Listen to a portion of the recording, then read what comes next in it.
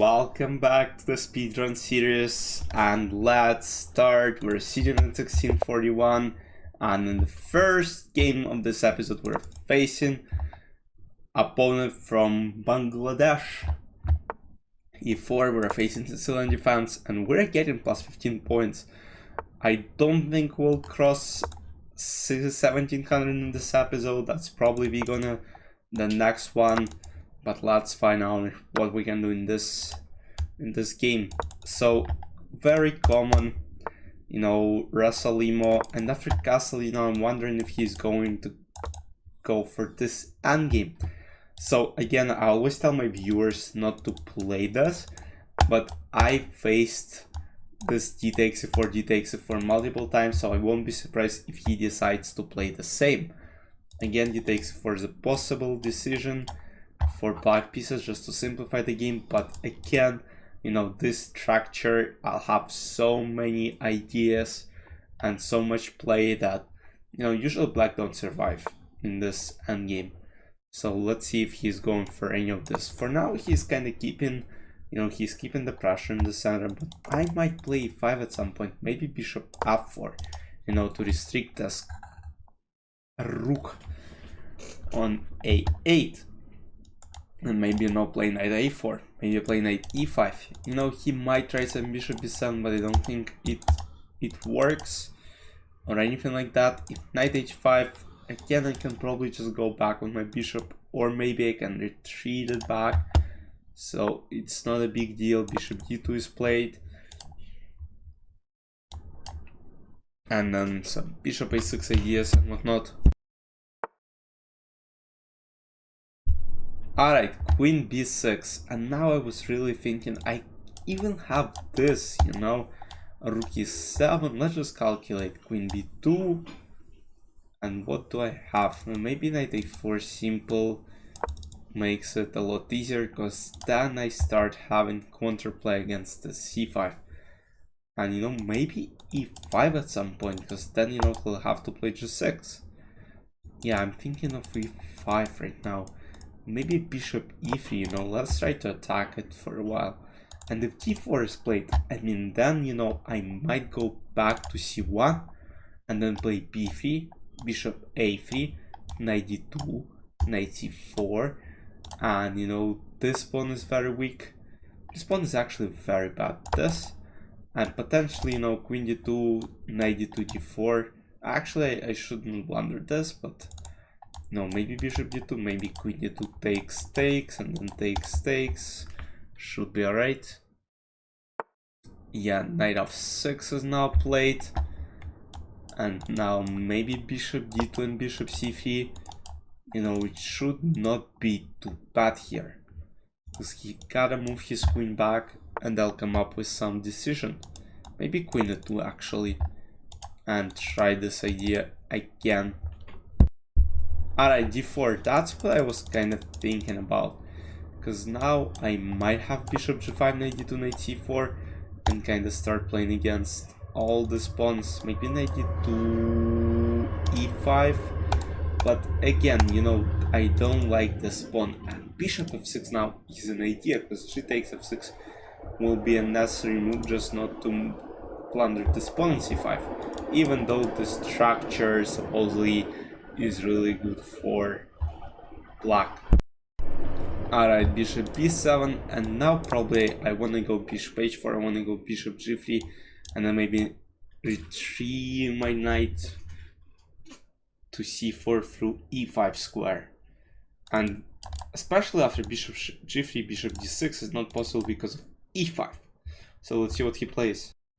Alright, rook e8, and now again, bishop g3 was my idea, and knight e5, knight c4, and potentially knight d6 or bishop d6. Again, we're trying to play against the c5 weakness. As I told you right away in the beginning, that's the whole idea. Knight e5, and knight c4, knight a5, or any other move will work. Yeah, queen c8, and now knight c4, and basically my next move is bishop d6. If bishop a6 is played, I can probably play knight d6 and then take on c5, play 5, knight c5, You know, white are completely dominant from positional standpoint.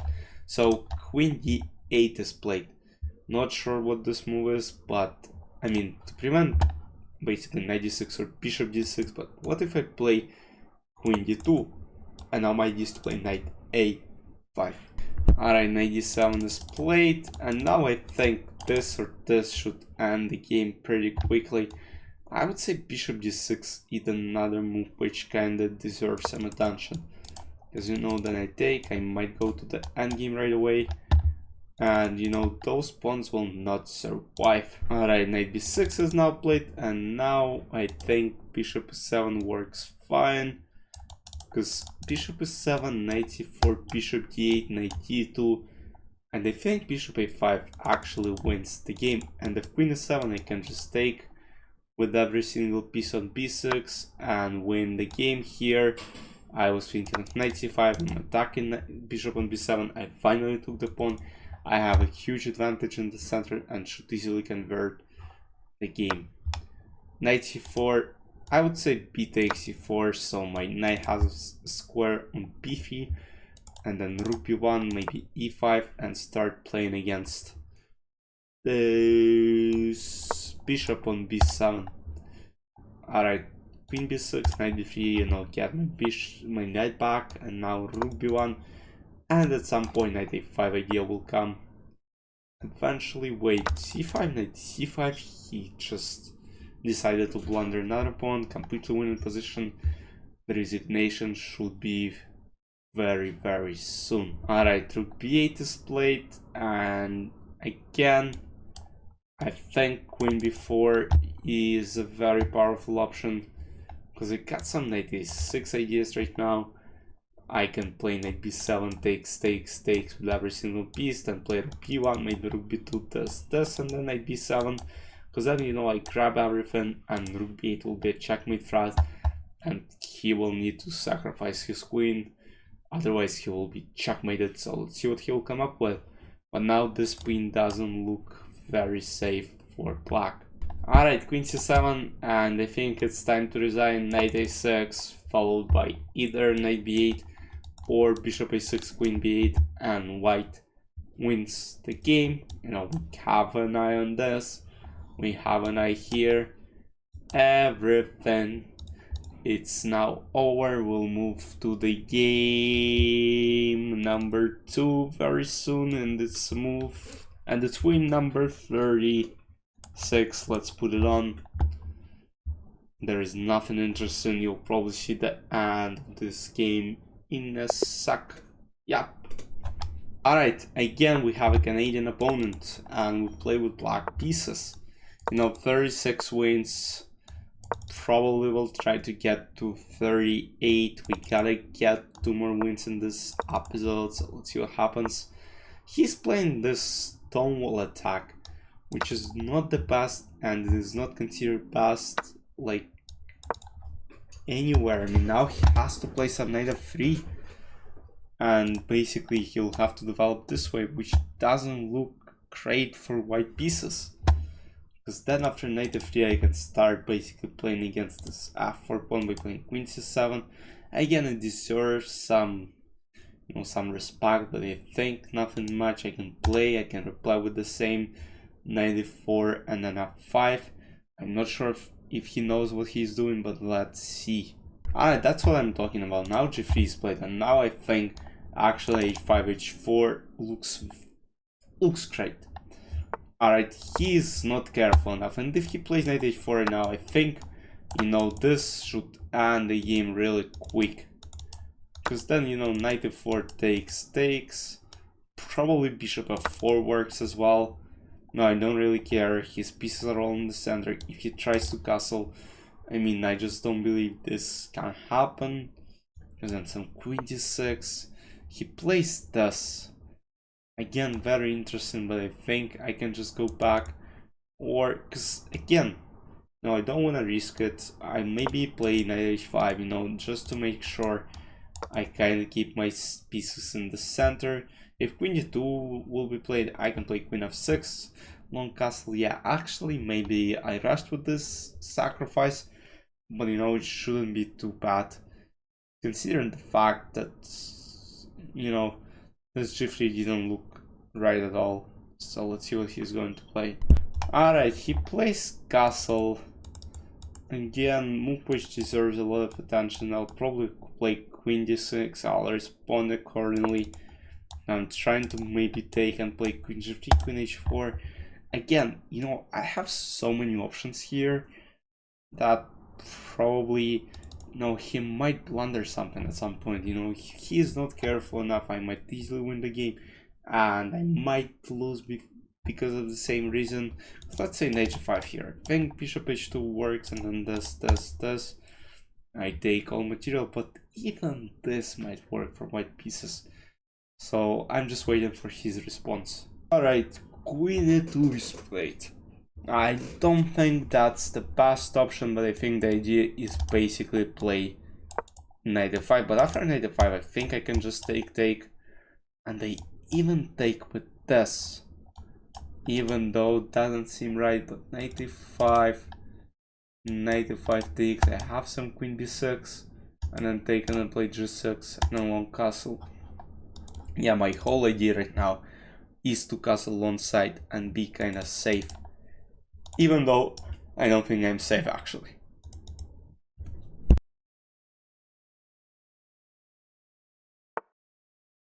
Alright, knight e5 is the move which I was first considering, but after knight e5, d takes e5. No, I was thinking of queen c5. And also this, I might think of this. But again, bishop f4 wins for white pieces, so gotta be careful. Bishop f4, knight f4, if queen h5 here. Potentially this might not end good for me. I can play this, queen h8, king f7, and you know, then play this. And you know, this might be winning for white pieces. Even though it doesn't seem very good. Maybe do they have bishop h2? Who knows what tricks I can implement here. But what if knight f4 right now? Wait, because d takes f5 I take with check. I think he blundered. If rook f4 I just take knight. And I'm threatening to take this. Oh, is he saying that it's actually good for white pieces? I don't think so. Rook f4, knight d3, you know, I'm threatening this rook f3. I mean, knight f4, queen f2, I mean, e5 is possible. And then some queen g6 and knight h3 ideas. So I think he blundered, we're going to win another. Alright, queen f5 is played, and now just take queen d3, and the game is basically over because I have two pieces for the rook on a1. And the game ends quick because now there is no way to protect this pawn on e5. I'll play king f7, f6, rook h8, take pawn on h4, and win the game. Alright, h5 was played, I'll just take on e5. He'll play some rook e1. I might play f6, but then, you know, there is some h6. Probably king f7. Oh, actually I gotta be still kind of careful here. You know, if rook e1... Okay, now, never mind. King e7 is played, and then basically rook e1, f6, then rook h8, or rook h8 can be played, not right away of course, but f6, rook h8, because then, you know, I have this knight f3 fork as well. White should resign here, so let's see whether he's going to do it. And also rook e1 here walks into knight d3 fork. You know, I didn't think of this as well, because now again, one unfortunate move and black are winning. And now no way to protect this pawn. Rook h4, knight f3 check. You know, capture the rook and win the game. Move on. It's probably win number 37. I'll put it here. 37 wins plus 12 rating points. Can do it right away. We'll win this game. And especially after knight d3, you know, it's over. Rook a7, bishop c6. Yeah, and we win the game. Let's play the final game of this episode. Alright, playing with black pieces against opponent from US, Luisa Vieira. Hopefully that's gonna be very quick. 1668, very close to 1700 mark. Not sure why people continue playing this bishop c4 useless move called Bowdler attack, but you know, I see it more and more. People just play it. And what if I play... Okay, I won't really go for this, but you know, I'm just saying that it is very realistic that he might blunder this. Fortunately, he kinda keeps everything on the board. Bishop g5 this. Takes. And then maybe knight a5. Bishop g4. f3. Goes back, maybe bishop f5.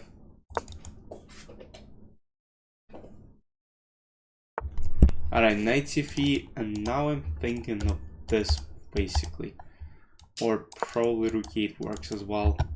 You know, keep everything on the board. This. And now maybe d4, maybe c4.